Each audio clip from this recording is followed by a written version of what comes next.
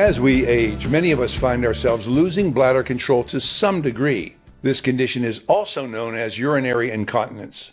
The most common causes of bladder control problems include the following: a bladder infection, skin irritation inside the bladder, drinking alcohol and caffeine. Both act as a bladder stimulant and diuretic.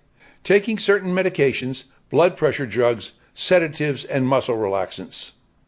Injury or fractures from falls. Sleep disturbances. In women, anatomical changes due to pregnancy and delivery. In men, prostate problems. In both men and women, problems that result from surgery in the lower abdomen. A tumor in or near the bladder can obstruct the normal flow of urine, causing a sense of urgency more often than usual. There can also be neurological disorders like Parkinson's disease and multiple sclerosis, which can contribute to bladder control problems. Bladder control problems can happen at any age. They don't just strike the elderly, although they're more common among older people.